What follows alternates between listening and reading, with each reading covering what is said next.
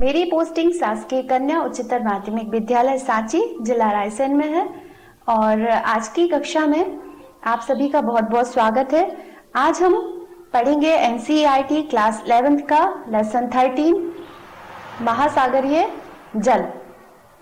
महासागरीय जल का हम विस्तार से अध्ययन करेंगे, साथ में ही ब्लूप्रिंट पर भी चर्चा करेंगे और चैप्टर के लास्ट में कुछ इंपॉर्टेंट क्वेश्चन आंसर्स पर भी चर्चा करेंगे। तो आइए हम अपनी क्लास शुरू करते हैं। अब हम अपना चैप्टर शुरू करते हैं, महासागरीय जल। सबसे पहले हम मुख्य बिंदुओं पर चर्चा करेंगे। सबसे पहला मुख्य बिंदु है जलीय चक्र। उसके बाद हम पढ़ेंगे महासागरीय अधस्थल का उच्चावच। फिर हम पढ़ेंगे महासागरीय अधस्थल का विभाजन, फिर उच्चावच की लघु आकृतियां, फिर हम पढ़ेंगे महासागरीय जल का तापमान और सबसे लास्ट में हम प्रश्नोत्तरों पर चर्चा करेंगे। चैप्टर को पढ़ने से पहले हम ब्लूप्रिंट पर भी चर्चा कर लेते हैं कि इस लेसन में से कितने नंबर के क्वेश्चन आंसर आएंगे और उसी हिसाब से हम आज की तैयारी करेंगे। 1 नंबर का फिल इन द ब्लैंक्स में आएगा, 1 नंबर का क्वेश्चन सही जोड़ी में आएगा मैच द कॉलम में, और 2 नंबर का एक क्वेश्चन आएगा। ठीक है, हम जानते हैं कि जल हमारे दैनिक आवश्यकता में सुबह उठते से लेकर शाम को सोते तक हमें जल की बहुत अधिक आवश्यकता होती है। जल के बिना हम जीवन की कल्पना भी नहीं कर सकते हैं। कहा जाता है कि जल ही जीवन है और पृथ्वी पर रहने वाले सभी प्रकार के जीवों के लिए जल एक आवश्यक घटक है। पृथ्वी के सभी जीव सौभाग्यशाली हैं कि यह एक जलीय ग्रह है, अन्यथा हम लोगों का अस्तित्व भी नहीं होता। जल हमारे सौर मंडल का दुर्लभ पदार्थ है। सौर मंडल में पृथ्वी ही एक ऐसा ग्रह है जहां की जल पाया जाता है और किसी अन्य ग्रह पर जल नहीं होता है, और इसी कारण वायु और जल के कारण ही पृथ्वी पर जीवन संभव हुआ है। अगर हम देखें तो वायु के बाद जल जीवन के लिए सबसे अधिक महत्वपूर्ण घटक है। सूर्य अथवा सौरमंडल में अन्यत्र कहीं भी जल नहीं है। सौभाग्य से पृथ्वी के धरातल पर जल की प्रचुर आपूर्ति है और इसीलिए हम पृथ्वी को नीला ग्रह कहते हैं या पृथ्वी को नीले ग्रह के नाम से जाना जाता है। चलिए अब हम पढ़ते हैं जल चक्र। जल एक चक्रीय संसाधन है जिसका प्रयोग एवं पुनः प्रयोग किया जा सकता है। जल जो है एक चक्र के समान कार्य करता है जिसका एक बार प्रयोग करने के बाद दोबारा भी प्रयोग किया जा सकता है, जिसे हम जल चक्र कहते हैं। जल एक चक्र के रूप में महासागर से धरातल और धरातल से महासागर तक पहुंचता है। जलीय चक्र पृथ्वी पर, इसके नीचे व ऊपर वायुमंडल में जल के संचलन की व्याख्या करता है। चलिए अब इसे हम विस्तार से समझ लेते हैं। ये जो महासागर है, यहाँ पर पृथ्वी का 71% जल पाया जाता है। ठीक है, जब सूर्य की किरणें यहाँ पर तेजी से पड़ती हैं तो जलवाष्प के रूप में यह ऊपर उठता है और इसका वाष्पीकरण शुरू हो जाता है। जब इसका इवोपरेशन होता है तो जलवाष्प जो है वो ऊपर पहुंच जाती है और जलवाष्प के ऊपर पहुंचने पर हम जानते हैं कि प्रति 1000 मीटर ऊपर जाने पर 165 डिग्री टेम्परेचर जो है वो कम होता चला जाता है। तो जब ऊपर जाएंगे तो टेम्परेचर कम होता चला जाएगा।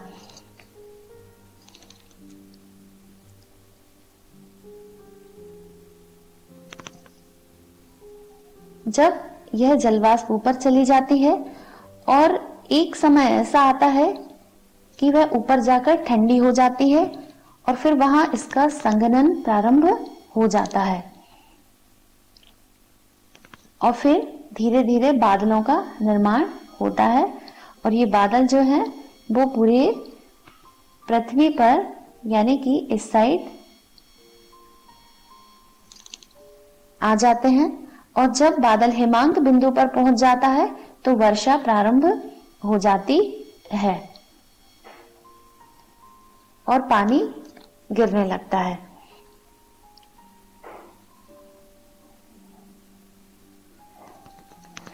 जब बारिश प्रारंभ हो जाती है तो ये जो जल है ये नदियों की सहायता से वापस समुद्र तक पहुंच जाता है। ठीक है, इस तरह से हम देखेंगे कि समुद्रों से जलवाष्प के रूप में पानी ऊपर गया, फिर बादल बने और फिर यह वापस धरातल पर गिरा और फिर नदियों के सहारे यह वापस समुद्र में आकर गिर जाता है।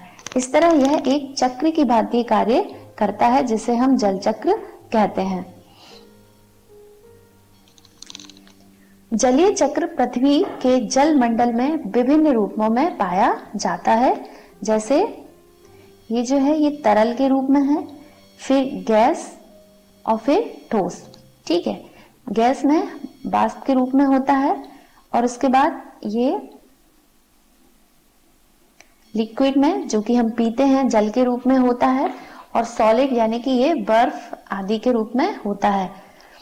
इसका संबंध महासागरों, वायुमंडल, भूपृष्ठ, अधोस्थल और जीवों के बीच जल के सतत आदान प्रदान से होता है। पृथ्वी पर पाए जाने वाले जल का 71% जो है वो महासागरों में ही पाया जाता है। शेष जल ताजे जल के रूप में हिमटोपियों, ये हैं हिमटोपियां। ठीक है, ये बर्फ के रूप में जमा हुआ है। हिमानी भूमिगत जल के रूप में भी पाया जाता है और झीलों में भी पाया जाता है और सरिता यानी कि नदियों में भी पाया जाता है।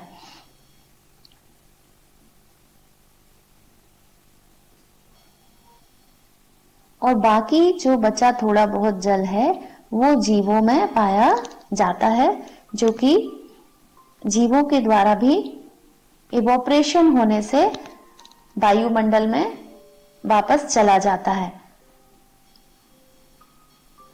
धरातल पर गिरने वाले जल का 59% भाग महासागरों में एवं अन्य स्थानों से वाष्पीकरण के द्वारा वायुमंडल में चला जाता है।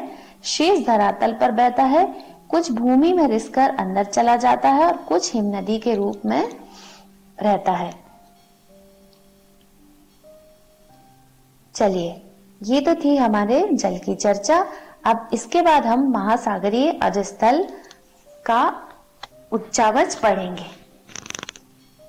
महासागर पृथ्वी की बाहरी परत के बृहद गर्तों में स्थित है। इस खंड में हम पृथ्वी के महासागरीय बेसिनों की प्रकृति एवं उनकी आकृति का अध्ययन करेंगे।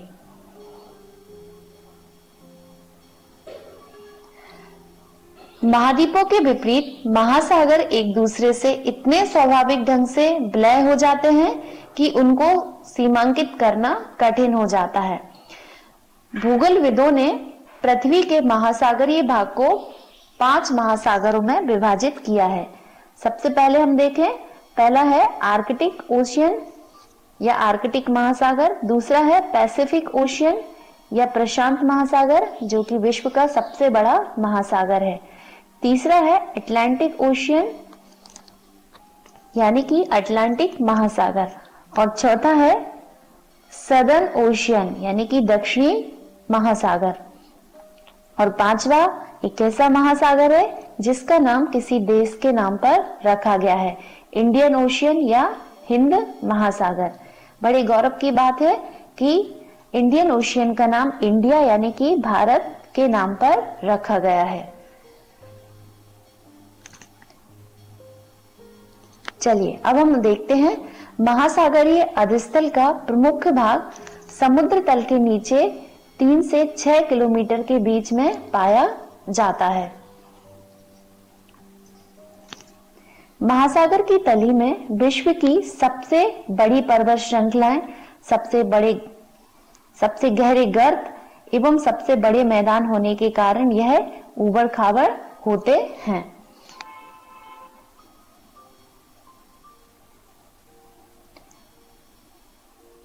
अब हम पढ़ते हैं महासागरीय अधस्थल का विभाजन। महासागरीय अधस्थल को 4 प्रमुख भागों में बांटा जा सकता है। पहला है महाद्वीपीय शेल्फ, दूसरा है महाद्वीपीय ढाल, तीसरा है गहरे समुद्री मैदान और चौथा है महासागरीय गंभीर। इनके अलावा भी कुछ छोटे उच्चावच संबंधी लक्षण महासागरीय अधस्थल में पाए जाते हैं, जिनमें प्रमुख हैं कटकें, पहाड़ियां, समुद्री टीले, निमग्न द्वीप, खाड़ियां व खड्ड आदि। चलिए अब हम इन्हें विस्तार से पढ़ते हैं। चलिए तो शुरू करते हैं। सबसे पहले महाद्वीपीय शेल्फ। महाद्वीपीय शेल्फ प्रत्येक महाद्वीप का विस्तृत भाग होता है जो अपेक्षाकृत उथले समुद्री तथा खाड़ियों से घिरा होता है।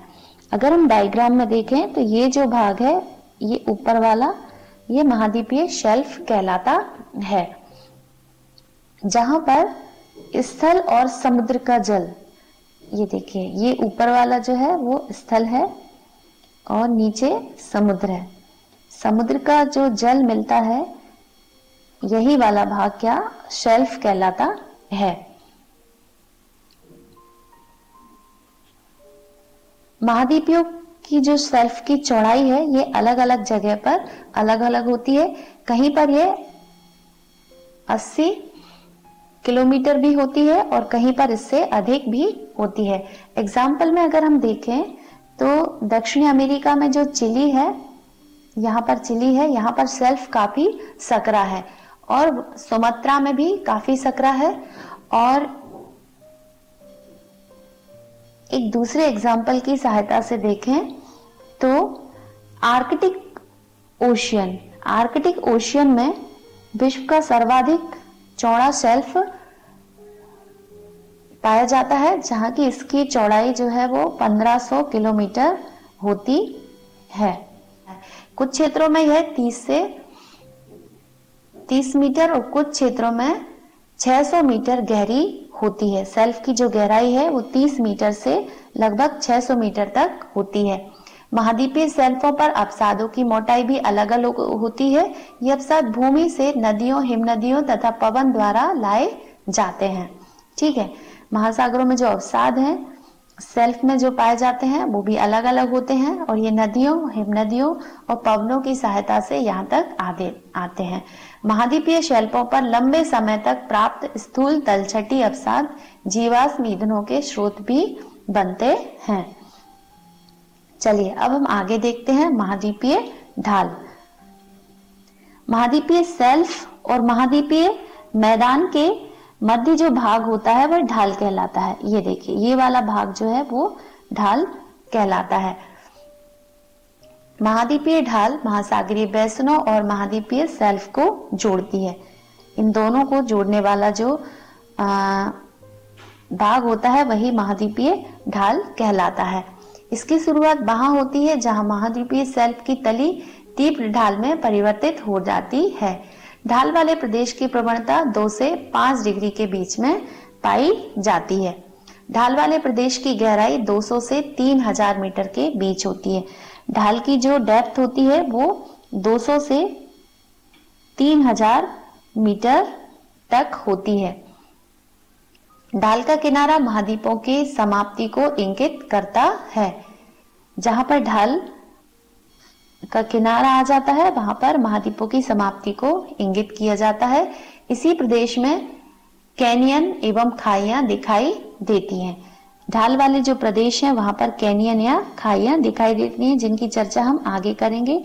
ये है कैनियन, जहां पर नदियों का मुहाना आकर मिलता है और ये पानी तेजी से समुद्र में जाता है, तो यहाँ पर गहरे खड्ड बन जाते हैं जिन्हें कैनियन कहा जाता है। चलिए अब हम आगे बढ़ते हैं। गंभीर सागरीय मैदान। गंभीर सागरीय मैदान महासागरीय बेसिनों के मंद ढाल वाले क्षेत्र होते हैं। ये विश्व के सबसे चिकने तथा सबसे सपाट भाग होते हैं। देखिए डायग्राम की सहायता से हम समझेंगे कि ये वाला जो भाग है यह गंभीर सागरीय मैदान कहलाता है। सबसे पहले शेल्फ, शेल्फ के बाद ढाल और ढाल के बाद जो चौड़े विस्तृत सपाट मैदान होते हैं, भाग होते हैं, उन्हीं को हम गंभीर सागरीय मैदान कहते हैं। इनकी गहराई 3000 से 6000 मीटर तक होती है। ये मैदान महीन कण वाले अवसादों जैसे मृत्तिका एवं गाद से ढके होते हैं। जैसे हमारे यहाँ ऊपर नदियों में जलोढ़ मिट्टी होती है, इसी प्रकार यहाँ पर भी इन मैदानों में भी महीन कण वाले अवसाद एवं मृत्तिका पाई जाती है। चलिए अब हम पढ़ेंगे महासागरीय गर्त। ये महासागरों के सबसे गहरे भाग होते हैं। ये गर्त अपेक्षाकृत खड़े किनारे वाले संकीर्ण बेसिन होते हैं। ये देखिए डायग्राम की सहायता से समझेंगे। मैदानों के नीचे ये जो भाग दिखाई दे रहा है यही कहलाते हैं गर्त। ये खड़े किनारे वाले होते हैं और अपने चारों ओर की महासागरीय तली की अपेक्षा 3 से 5 किलोमीटर तक की गहराई होती है और इनकी गहराई जो है वो बहुत अधिक होती है, 3 से 5 किलोमीटर तक, ये एवरेज गहराई है। ये महाद्वीपीय ढाल के आधार तथा द्वीपीय चापों के पास स्थित होते हैं एवं सक्रिय ज्वालामुखी तथा प्रबल भूकंप वाले क्षेत्रों में से संबंधित होते हैं। यही कारण है कि ये प्लेटों के संचलन के अध्ययन के लिए काफी महत्वपूर्ण होते हैं। अभी तक हमें पता है कि विश्व की सबसे गहरी गर्त है वो है मोरियाना ट्रंच, जो कि लगभग इसी वाले भाग में प्रशांत महासागर में पाई जाती है। और चलिए अब हम आगे पढ़ेंगे उच्चावच की लघु आकृतियां।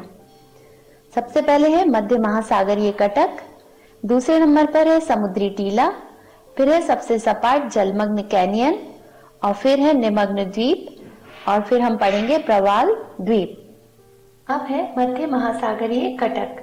एक मध्य महासागरीय कटक पर्वतों की 2 श्रृंखलाओं से बना होता है। इन पर्वतों के शिखर की ऊंचाई 2500 मीटर हो सकती है।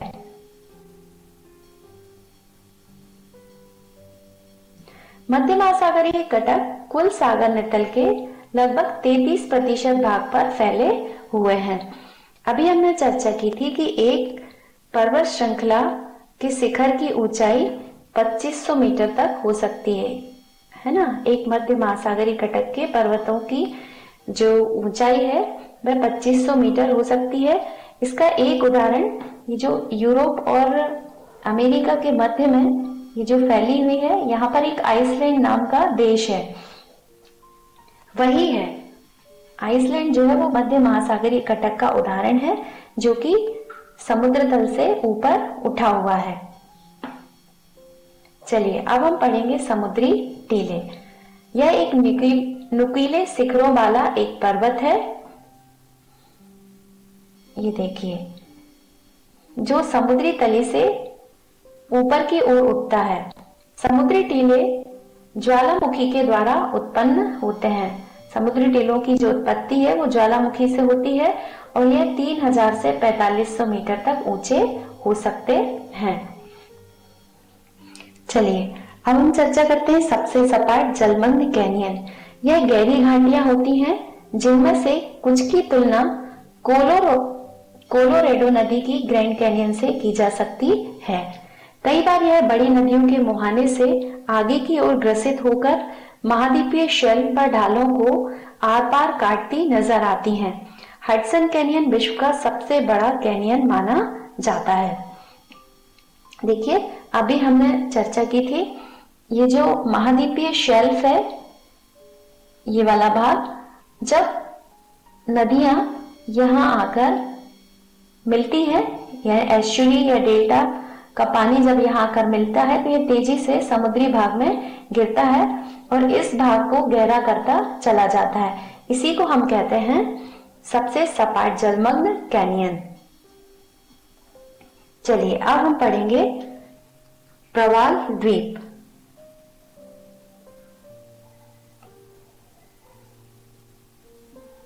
प्रवाल द्वीप एक रिंग की भांति होते हैं।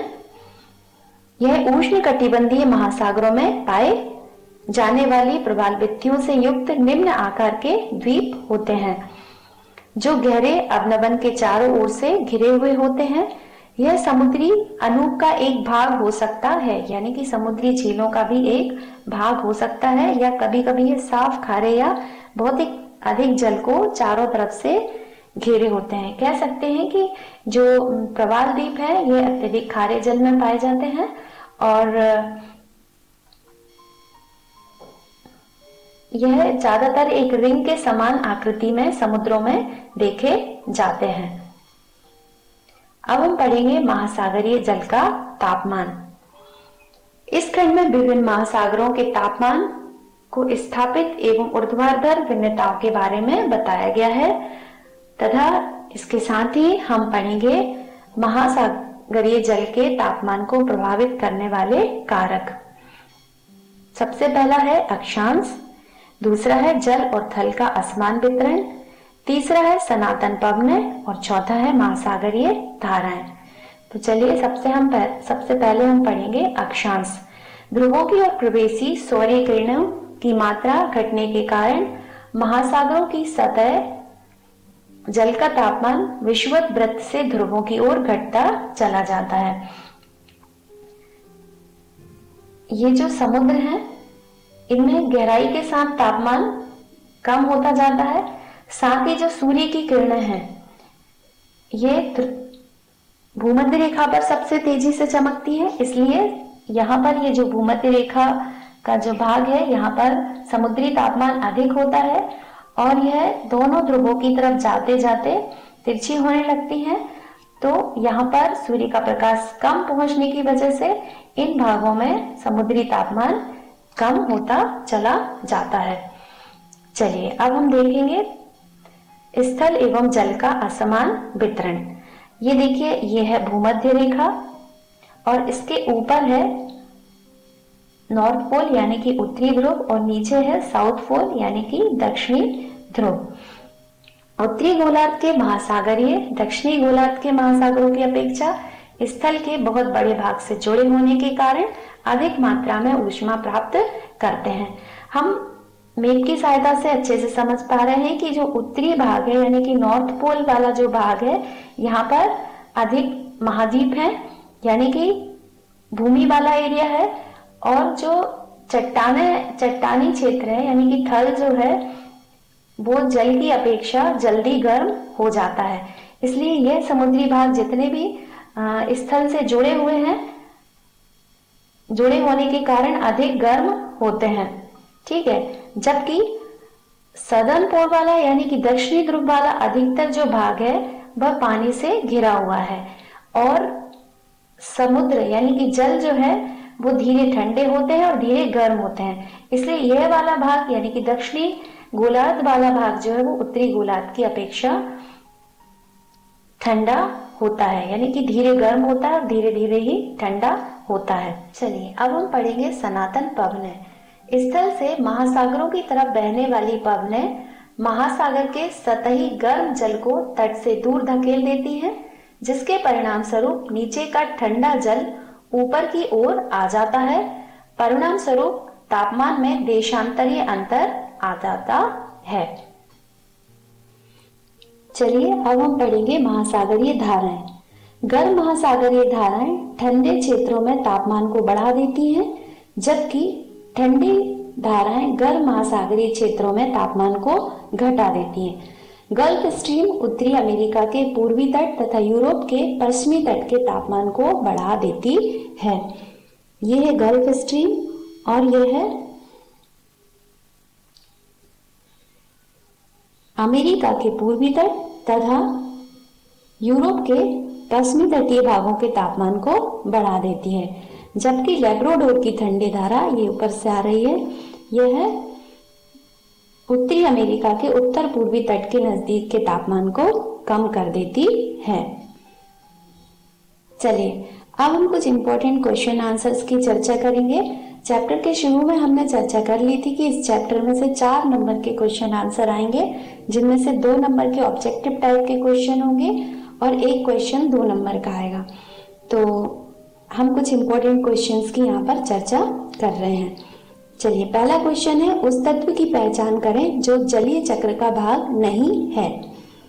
पहला ऑप्शन है वाष्पीकरण, दूसरा ऑप्शन है वर्षण, तीसरा है जलयोजन और चौथा है संघनन। तो छात्रों हमारा आंसर है जलयोजन। ये क्वेश्चन आता है तो हमें जलयोजन ही आंसर देना है। चलिए हमारा क्वेश्चन है, महाद्वीपीय ढाल की औसत गहराई निम्नलिखित के बीच होती है। पहला ऑप्शन है 2 से 20 मीटर के बीच, दूसरा ऑप्शन है 20 से 200 मीटर के बीच, तीसरा ऑप्शन है 200 से 2000 मीटर और चौथा है 2000 से 20000 मीटर के बीच। तो इसका हमारा आंसर है 200 से 2000 मीटर के बीच। तो आपको थर्ड ऑप्शन चूज करना है। चलिए अगला क्वेश्चन है, लवणता को प्रति समुद्री जल में घुले हुए नमक की मात्रा में व्यक्त कीजिए। पहला ऑप्शन है 10 ग्राम, दूसरा ऑप्शन है 100 ग्राम, तीसरा ऑप्शन है 1000 ग्राम, चौथा ऑप्शन है 10,000 ग्राम। तो बच्चों हमारा आंसर है 1000 ग्राम। 1000 ग्राम यानी कि 1000 ग्राम जल में घुले हुए नमक की मात्रा को लवणता कहते हैं। अगला क्वेश्चन है, निम्न में से कौन सा सबसे छोटा महासागर है।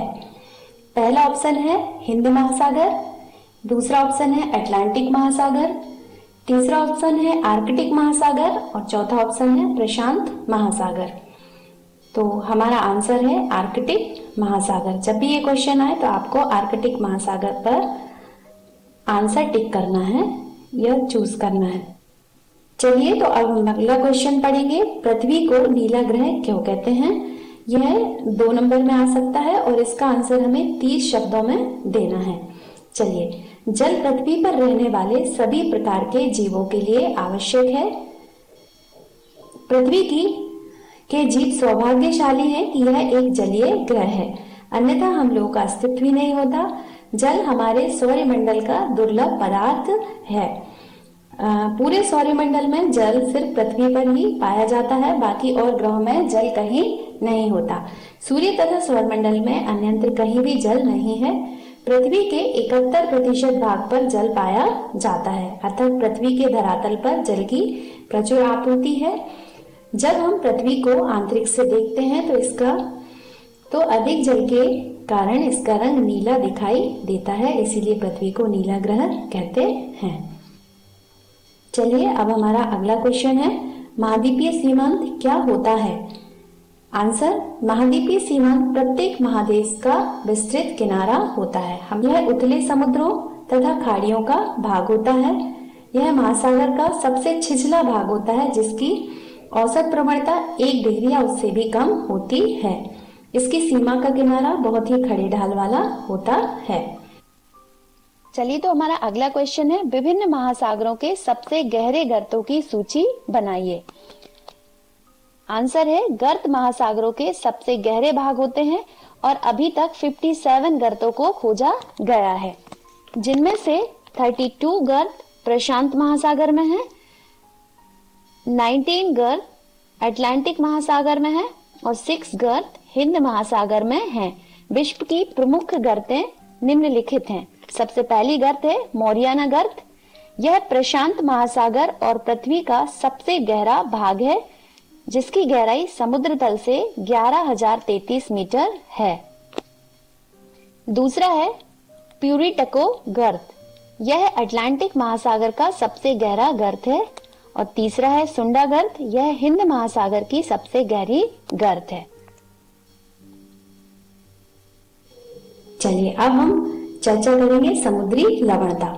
वर्षा का जल या महासागरों की प्रकृति में उपस्थित सभी जलों में खनिज लवण घुले होते हैं। लवणता वह शब्द है जिसका उपयोग समुद्री जल में घुले नमक की मात्रा को निर्धारित करने में किया जाता है। इसका परिकलन 1000 ग्राम समुद्री जल में घुले हुए नमक की मात्रा के द्वारा किया जाता है। इसे प्रायः प्रति 1000 भाग या पीपीटी से व्यक्त किया जाता है। लवणता समुद्री जल का महत्वपूर्ण गुण है। 24.7% की लवणता को खारे जल को सीमांकित करने का उच्च सीमा माना गया है। आशा करते हैं कि आज का चैप्टर आपको अच्छे से समझ में आया होगा। तो आज के लिए इतना ही काफी है। धन्यवाद प्यारे बच्चों। जय हिंद, जय भारत।